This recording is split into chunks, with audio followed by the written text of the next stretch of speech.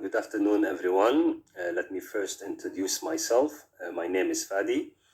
I work with UNRWA as the Public Information Officer, and I would express my pleasure and my honor to have this session with you today. I'm going to talk as in the announcement about the topic, the fake news, and its impact on Palestine refugees or in communities in general. And how I will go about it, I will first give a short briefing, and then I will move to answer some of your questions. Now, let me first talk about what do we mean by media. Media, as everyone knows, is simply delivering and sharing information. And we have traditional media such as TVs, radios, newspapers, and we have also the new or modern media or what we call digital media, which consists of methods that are mostly online or involve the internet. And here what comes to our mind is of course social media. So Facebook, WhatsApp, Instagram, YouTube, Twitter, all these are examples that we are using every day.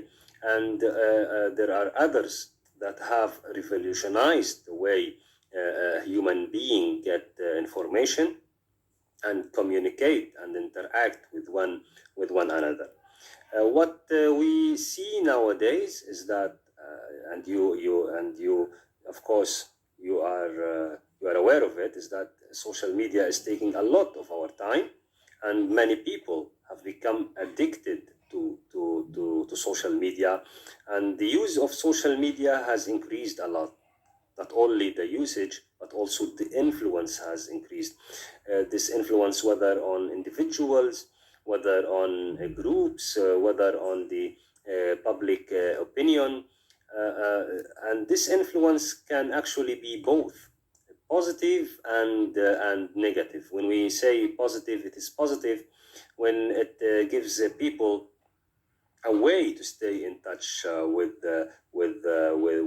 each other, when they share fun, interesting, and informative content, thereby strengthening what we can call human connections, building on existing relationships, making new friends.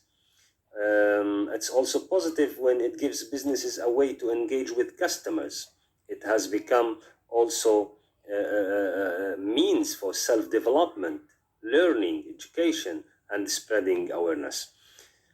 If we look at the same time on the other side, we see that social media have provided new platforms for some unhealthy and destructive behaviors. It can play a negative role because anybody can share anything, including materials that may not be accurate. It can be a platform that allows cyberbullying, fraud, sexual abuse, long-term consequences, as multiple studies have found a strong link between heavy social media and increased risk of depression, anxiety, loneliness, self-harm, mental effects, and many other examples. So there is what I can say, there is a bright side for social media, there is a dark side for social media, and fake news, our main topic today, is one of the negative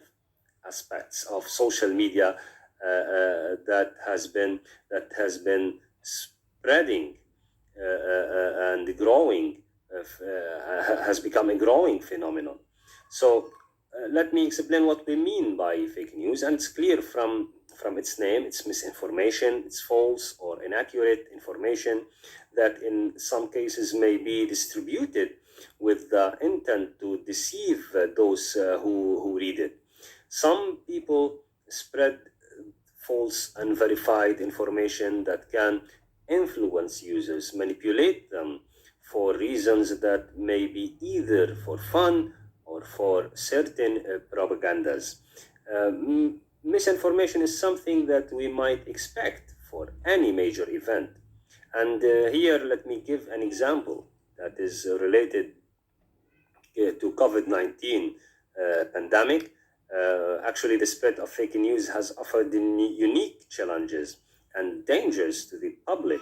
And examples of COVID-19 misinformation is when we saw on social media people, including even some influencers, at the beginning, mainly at the beginning of the pandemic, and there are still people doing it, giving their own understanding of COVID-19, spreading it through different platforms on social media, doubting the existence of the virus, and saying that COVID-19 is a conspiracy, is a lie. Also, when we saw other people giving false remedies, all this actually has a direct impact on people's behavior and their adherence to the preventive measures that, of course, are important to limit the spread of the virus. So what I want to say here is that the fake news has had a direct